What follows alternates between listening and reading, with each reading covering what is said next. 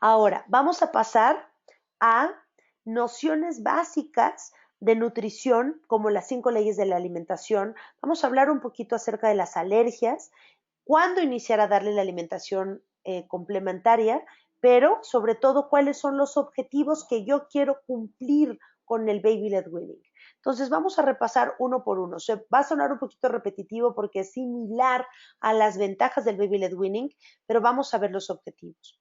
Entonces, el primer objetivo, como podemos ver aquí con Patricio, es que coma solo y lo que le guste. Uno no va al restaurante a decir, oiga, ¿me podría dar por favor espinacas que me fascinan? Digo, que no me gustan, perdón. Deme un plato de espinacas que me chocan. A mí las espinacas me chocan y quiero que me dé un plato de espinacas porque me lo quiero comer y pagar por ello. Pues obviamente no. Igual los niños nunca van a comer aquello que no les guste y se vale. ¿No? Tenemos más bien que iniciarlos en esta alimentación y se sabe dentro de los conceptos de la neofobia que tenemos que presentar los alimentos mínimo 15 veces. Yo les digo a las mamás, mínimo 285 veces para que lo acepten. Entonces, nuestra meta es que ese niño coma solo, porque así lo va a hacer por el resto de su vida. Y nuestra meta también es que coma lo que le guste. Eso es lo que nosotros queremos. Y empezamos con eso. La siguiente que queremos es que descubra los alimentos con todos los sentidos. Y aquí tenemos, por ejemplo, a Luca, que está intentando agarrar un pedazo de melón. Y esto me encanta. Su mamá no le está obligando a comer, le está apoyando a comer, porque este bebito todavía no tiene la capacidad para llevarse a un melón resbaloso a la boca, pero quiere hacerlo y entonces la mamá lo que hace es se lo presenta y si se dan cuenta el niño agarra la mano de la madre y se la lleva a la boca. Entonces lo que nosotros queremos es eso, que los niños descubran con todos sus sentidos los alimentos. También queremos que compartan con nosotros el sentido social y de goce que confiere comer. Y aquí tenemos a Elena en el Califa comiéndose una deliciosa cebolla, porque de hecho eso fue lo primero que comió en su vida, cebolla, porque después de la consulta se fueron a comer tacos.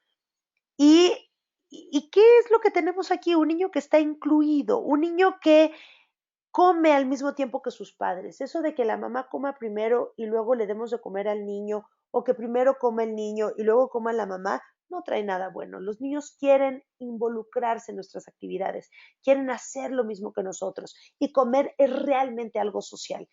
Te invito a comer mañana. ¿Por qué no discutimos esto en la cena, no? ¿Por qué no vamos a desayunar entre amigas? Los niños tienen que aprender que comer es rico, que comer es disfrutable, que comer es un goce social. Además, bueno, aquí está Dante echándose un huevito revuelto con aguacate.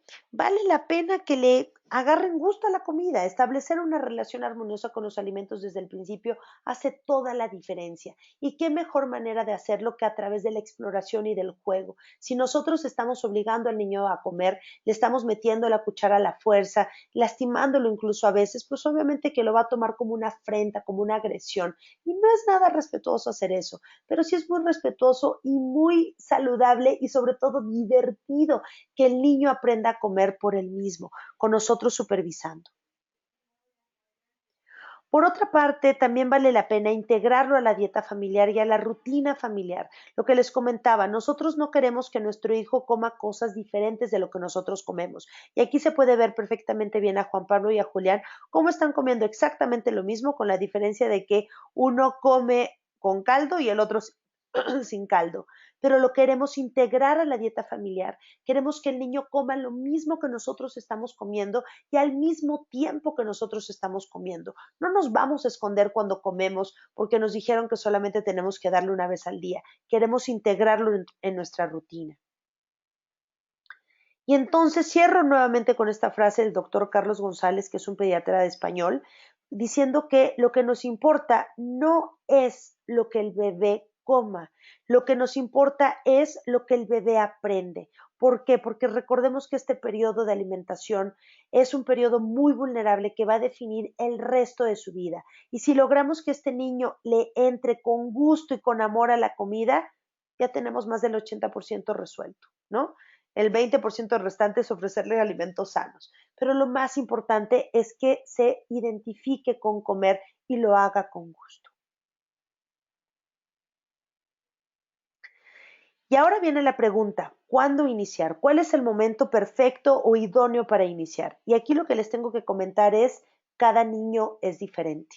Lo que recomienda la ESPIGAN, que es la Sociedad Europea de Gastroenterología, Hepatología y Nutrición Pediátrica, es entre los 17 y las 26 semanas, ni antes ni después. Y esto lo refuerza también el Pediatrics, que no va para nada en contra de la recomendación de la Organización Mundial de la Salud de lactancia materna exclusiva hasta los 6 meses. Lo que pasa es que la Organización Mundial de la Salud, la UNICEF, la Academia Americana de Pediatría, la Mexicana de Pediatría, cuando dicen lactancia materna exclusiva hasta los 6 meses, es para ofrecerle las mayores oportunidades de protección y de beneficio que confiere la leche materna. Pero esto no significa que pueda empezar a comer antes. Por supuesto que no puede empezar a comer antes. Por supuesto que pueda empezar a comer antes si ya está listo para hacerlo.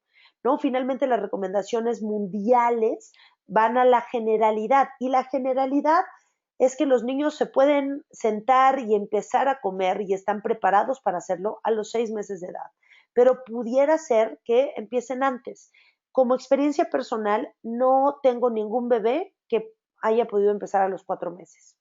Por lo general, y el más chiquito empieza a los 5 meses, una semana, tal vez a los 5 meses, pero no antes. ¿Por qué? Porque tiene que cumplir con ciertas cosas. Y una de ellas es un desarrollo psicomotor. Entonces aquí vamos a ver al joven Franco, que tiene 5 meses, una semana y que prácticamente ya se está sentando solo. Se va un poquito de lado, sí, pero prácticamente ya se está sentando solo. Entonces, si yo lo siento en su sillita para comer, se va a sostener sin ningún problema y no se va a desparramar en la silla como una muñeca de trapo. Esto es lo que nos indica que este niño ya está listo para comer. Y recuerden, no es que se incorpore de acostado a sentado para decir ya está listo para comer, ni tampoco que no se vaya de lado. Se puede ir un poquito de lado, pero lo que tenemos que ver es que tenga un buen sostén de su tronco y un buen sostén de su cuello, que nos está hablando que ya está listo en maduración para comer. Los 4 puntos clave para saber que ya está listo son: 1, debió de haber perdido el reflejo de extrusión de la lengua. Si todavía tiene el reflejo de extrusión de la lengua, va a ser muy difícil que coma. El segundo es que sea capaz de mantenerse sentado por sí mismo, ¿ok? Es decir, que no se desparrame en la silla. El tercero es que agarre y sostenga objetos con las manos y se los lleve a la boca. Y en la mayoría de los bebés esto es lo primero que sucede. Y la última es que tenga interés por los alimentos que otros comen. Y aquí nada más quiero comentarles algo. Puede ser que ya tenga muchísimo interés, que se lleve toda la boca y ya que le damos comida, no le interese en lo absoluto. Eso es bastante frecuente. Y aquí el antídoto es la paciencia. Tenemos que ser pacientes, que cada niño tiene su ritmo y que no se está desnutriendo porque su alimentación principal sigue siendo la leche materna. Entonces aquí les voy a pasar un video de doña María Inés comiéndose un delicioso pollito. Ella tiene todos estos puntos. Agarra las cosas con las manos y se las lleva a la boca, no tiene reflejo de extrusión de la lengua, se puede sentar sola, no irse para adelante ni desparramarse en la silla y evidentemente muestra mucho interés por la comida ajena. Ahora vamos a repasar brevemente las 5 leyes de la alimentación. Y son que la alimentación sea completa, variada, equilibrada, suficiente e inocua. Completa, variada, equilibrada, suficiente y inocua. Entonces vamos a ver una por una. Completa significa que no solamente de pan vive el hombre, ni tampoco de frutas y verduras, porque a veces tenemos la mala práctica de empezar con cereales o con proteínas de origen animal hasta los 8 meses de edad. Y eso es realmente un error. Los niños deben de comer de todo desde el principio: verduras, frutas, proteínas y cereales. No se lleven, por favor, en mente el concepto de que las proteínas no son buenas para los niños porque no las pueden procesar adecuadamente. Eso es un error y corremos en riesgo, ahí sí, de malnutrición y de anemia. La siguiente es que la alimentación sea variada. Si siempre le damos lo mismo, aunque sea en diferentes presentaciones, se va a aburrir. Los niños necesitan variedad en su comida, necesitan saber que hay de todo y que no siempre van a desayunar, comer y cenar pollo. El otro día me llegó a la consulta un paciente, ¿no? Que sus papás me dijeron, es que doctora, no lo entendemos, ya no quiere comer pollo y antes le encantaba. Y pues rascándole un poquito a la situación, resulta que era lo único que le daban al pobre inocente. Y bueno, hombre, pues por más bebés que sean, aunque no puedan reclamar, también tienen su corazoncito. Entonces, si le estamos dando pollo en todos los tiempos de comida y todos los días, tengan por seguro que se van a cansar y van a dejar de comer. Entonces, la alimentación definitivamente tiene que ser variada. La otra es que sea equilibrada. Nosotros queremos que tenga de todo, hidratos de carbono, grasas y proteínas.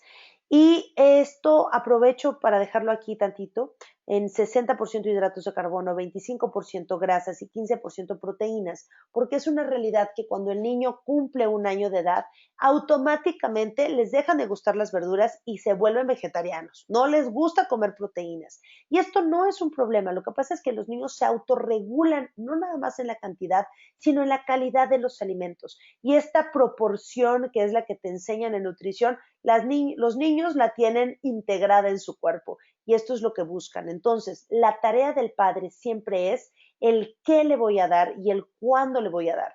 Pero el cuánto va a comer definitivamente es decisión del niño, así como el qué va a terminar comiendo. O sea, nosotros tenemos que ofrecerle de todo, pero el niño va a decidir. Entonces, brevemente, hidratos de carbono tenemos de dos tipos, simples y complejos. Los simples se conocen generalmente como azúcares porque están formados por una o dos moléculas, ya sea de glucosa, fructosa o galactosa, y por eso son simples. Son una o dos moléculas que se absorben muy rápidamente y producen un incremento también rápido en el nivel de azúcar en la sangre. Y los mejores ejemplos son las frutas, los lácteos y los accesorios de azúcar como miel y otros azúcares. Y entonces, cuando nosotros, por ejemplo, damos estos alimentos, tenemos un incremento de la glucosa en sangre rápido. Si se nos ocurre dar estos alimentos en la cena, pues les pronostico una muy mala noche, porque claro, va a subir la glucosa, pero así como sube, va a bajar y ese niño va a tener hambre a la 1 de la mañana, a las 2 de la mañana, a las 3 de la mañana y otra vez a las 5 de la mañana y vamos a pasar una noche del terror. Entonces, si tienen en consideración a sus pacientes y los tienen cerca de su corazón, por favor, no le den de cenar hidratos de carbono simple. Para eso sirve la nutrición, para tomar decisiones sabias. Y lo que preferimos son hidratos de carbono complejos. Los hidratos de carbono complejos, que se conocen también como almidones, están formados por varias moléculas de glucosa y esto hace que su digestión y su absorción sea definitivamente más lenta sin producir un pico de glucosa en la sangre, sino una glucosa sostenida a lo largo de más horas. Entonces, yo voy a preferir siempre que en su cena haya, aunque sea, un cereal más una proteína más una verdura y si quiero leguminosas. Entonces, ¿qué cereales voy a ofrecer y tubérculos? Papa, arroz, ojalá integral, pasta, ojalá integral, tortilla de maíz y bolillo. ¿Por qué? Porque lo que vamos a hacer es que la glucosa se va a ir liberando, ahora sí que poco a poco, para que mantenga ese cuerpo feliz y no se levante a pedir comida. Ahora las grasas. Se recomienda el 25% de grasas. Obviamente no le vamos a estar calculando porque esa chamba ya la hace el niño por sí mismo. Pero aquí nada más lo quiero recalcar porque hoy en día hay muchas modas y dentro de esas modas es que no coma grasa nadie, ¿no? Y pues se nos olvida que los lípidos son parte elemental del funcionamiento celular y lo necesitamos para un adecuado desarrollo. Entonces, por supuesto que necesitamos lípidos, pero no en abuso, no le vamos a dar la gordita de chicharrón, le vamos a dar, pues sí, sus oleaginosas, sus leguminosas, por supuesto que podemos dar accesorios como aceite, mantequilla, mayonesa, que es prácticamente huevo, y aguacate, ¿no? Coco también se vale darlo y más adelante les voy a hablar un poquito de aceite de coco. Y lo importante es cómo se lo presentamos. Si yo le presento un hidrato de carbono más aceite, que es un pan dulce, pues tal vez no es la mejor manera de ofrecerle un lípido. Pero si yo le doy un deliciosísimo taco de aguacate, pues me parece que es una muy buena opción. Entonces se vale cocinar con aceite y se vale darle aceite a los niños. Igual, en cuanto a las proteínas, no nos peleemos con las proteínas. Tenemos hoy en día también mucha información y queremos considerar a los niños como pequeños adultos y hacerlos vegetarianos desde chiquitos. Y créanme, una dieta vegana y vegetariana no es lo ideal para los niños. ¿Por qué? Porque no le ofrece los aportes que necesitan. Los niños necesitan proteínas de origen animal. La biodisponibilidad de 1 kilo de frijoles no es la misma que la de 1 kilo de carne. Entonces necesitamos que ese cuerpo aproveche bien estas proteínas de origen animal, que aproveche bien este hierro, que aproveche bien este zinc, esa vitamina B12. Y esto se logra a partir de la dieta. Si de plano tenemos algún papá muy renuente a querer dar proteínas de origen animal y deseoso de solamente ofrecer una dieta vegana o vegetariana, entonces estamos obligados y comprometidos a dar suplementos de vitamina B12, dar zinc, dar hierro y mínimo lactancia materna para ese aporte de proteína hasta que el niño tenga 5 años. Entonces, suena tal vez un poco drástico, pero es una realidad. Nosotros queremos que ese niño tenga un buen desarrollo. Y aunque la mamá te diga, pero mira, está subiendo bien de peso, no sabemos la repercusión que pueda tener a nivel neurológico. Ahora, en cuanto a la comida, lo importante es que sea suficiente y ya repasaremos más a detalle qué tanto es tantito, pero suficiente para que no se hagan pelotas es lo que el niño come. El niño siempre va a definir la cantidad dependiendo de sus requerimientos y los requerimientos varían no solamente día a día, sino también de tiempo de comida en tiempo de comida. Requiere diferente un niño en el desayuno que en la comida, que en la cena. Y estos niños van a comer de acuerdo a eso. Entonces, de verdad, de la cantidad no nos estresemos, porque siempre y cuando nosotros le ofrezcamos al niño una alimentación variada, completa, él va a elegir la cantidad que va a comer. Entonces, de eso no tenemos por qué preocuparnos. Y en cuanto a inocuo, es bien importante el aseo de manos antes de comer, antes de cocinar, tanto de nosotros como de los niños, y por supuesto ofrecerle a nuestros niños alimentos limpios, más no estériles. El tracto gastrointestinal no es estéril y por eso es que como principio no vale la pena esterilizar mamilas, pues porque no estamos logrando nada. Tampoco significa que le vamos a dar agua de la llave, ¿no? Pero esterilizar mamilas y esterilizar alimentos solamente en casos en los que su inmunidad esté comprometida. De ahí en fuera no hay necesidad. Y ahora vamos a pasar al tema de las alergias. ¿Qué hay de las alergias? ¿Qué es lo que nos dice la literatura científica? Lo que dice la literatura científica es que no hay ningún argumento para retrasar alimentos que puedan producir alergia o alergenos después del año de edad. De hecho, lo que se dice y la tendencia es introducir los alimentos de manera temprana para que se pueda sensibilizar a estos alimentos y tener una mejor tolerancia.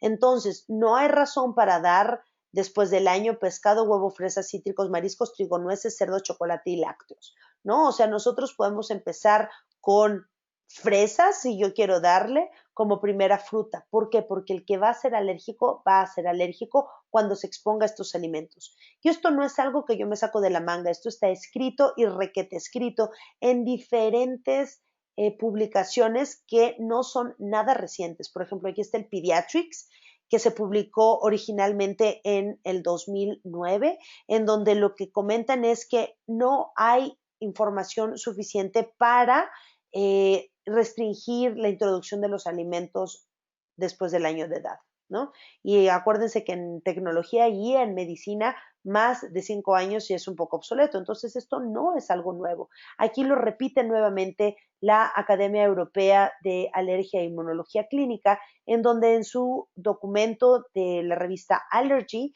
publica que lo mismo, que no nada más no es benéfico retrasar los alimentos, sino que incluso podemos tener un riesgo de que este niño desarrolle alergias y podemos tener un riesgo de que no tenga una nutrición adecuada, déficits en su crecimiento y problemas de la alimentación si los introducimos después de los 6 meses de edad. Entonces, realmente no hay una razón para retrasar los alimentos, ¿no? Al contrario, puede incrementar el riesgo, como lo dice la revista de la Academia Americana de Inmunología Clínica, puede incrementar el riesgo de alergias, de sensibilización a alergias, si retrasamos la introducción de los alimentos. Y lo que también es una realidad, y esto lo demuestran tres artículos, entre muchos, es que la lactancia materna durante la alimentación complementaria favorece la tolerancia a nuevos alimentos. Entonces, esta idea que tenemos que después de los 6 meses de edad, pues ya no hay que darle leche materna porque ya está empezando a comer, es totalmente errónea. Lo que tenemos que hablar y sensibilizar es a los padres para que traten de lograr una lactancia materna, aunque sea hasta el año de edad, idealmente 2 años o un poco más, pero terminarla a los 6 meses es una invitación para la alergia. Lo que nosotros queremos es que tolere nuevos alimentos y la mejor manera es continuando con la lactancia materna. Ahora, ya que tenemos estos conceptos y que ya sabemos que podemos ofrecerle absolutamente y totalmente todo a ese niño y que puede comer huevo, camarones, pulpo, fresas y naranjas y todos los demás cítricos a partir de los 6 meses de edad, si quisiera, es cómo se los vamos a ofrecer. Lo ideal es ofrecer un alimento nuevo a la vez. Y la razón es doble. La primera es porque tú quieres valorar que ese niño tolera ese alimento, que no presenta ninguna reacción adversa, ninguna reacción alérgica a este alimento. Y si yo le doy, por ejemplo, no sé, jitomate con pollo, ¿no? O jitomate con carne y le da diarrea, pues yo no voy a saber qué le cayó mal porque se los di los dos al mismo tiempo. Pero no solamente es de acuerdo o lo queremos por la tolerancia, para valorar esta tolerancia a los alimentos. También es deseable ofrecer un alimento nuevo a la vez para que el niño tenga la oportunidad de descubrir este alimento uno por uno. Porque si yo le doy aguacate y pollo, pues puede que crea que es aguapollo, ¿no? El aguacapollo, que es un solo alimento, en lugar de que diga, mira, esto es un aguacate, huele a aguacate, se ve como aguacate, sabe a aguacate, se tira al piso como aguacate, ¿no? Y luego pollo, ok, esto es pollo, se ve como pollo, esto suena a pollo, lo tiro al piso y sí, en efecto es pollo, ¿no? Y entonces así puede descubrir alimento por alimento y después ya integrarlo. Pero por eso vale la pena dar un alimento nuevo a la vez. Ahora, si no lo dimos y el niño se robó el sándwich y se comió todo al mismo tiempo, no pasa nada, no le arrebatamos ese sándwich, lo único que hacemos es una valoración retrospectiva. Si toleró todos esos ingredientes que tenía el sándwich, padrísimo, entonces ya tenemos todos esos alimentos en nuestro bolsillo. Pero si tuvo alguna reacción de alergia o alguna intolerancia, pues lo único que tenemos que hacer es disecar ese sándwich para ver quién es el culpable y ofrecer un alimento uno por uno cada 2 días para ver a quién le echamos la culpa. Ahora, si no tiene riesgo de alergia, podemos ofrecer divinamente bien un alimento nuevo cada 2 días. Si tiene riesgo de alergia, se recomienda ofrecer un alimento nuevo cada 3 días. ¿Por qué?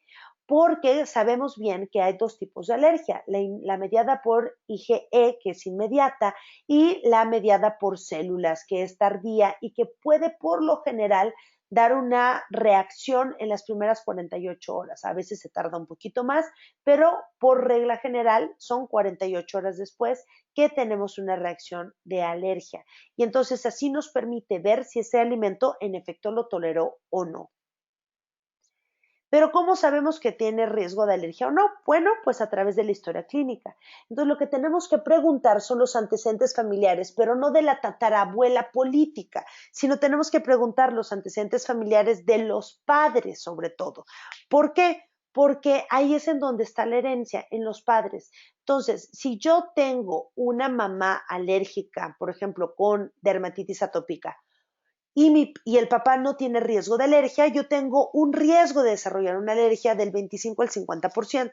Si yo tengo una mamá, por ejemplo, con rinitis alérgica y un papá con asma, yo tengo del 50 al 75% de probabilidad de desarrollar una alergia.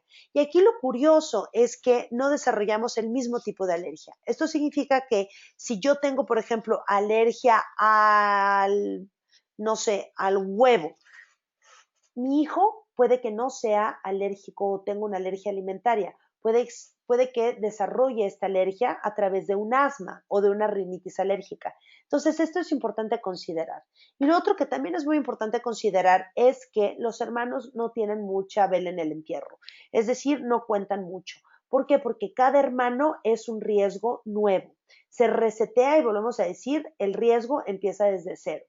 dependiendo de lo que tengan los padres. Porque si no, imagínense, en una familia de 5 hijos en donde la mamá es alérgica, el papá es alérgico y resulta por azares del destino y de la genética que los 4 hermanos son alérgicos, pues ese quinto hermano tendría casi que un 99% de probabilidad de ser alérgico y no funciona así.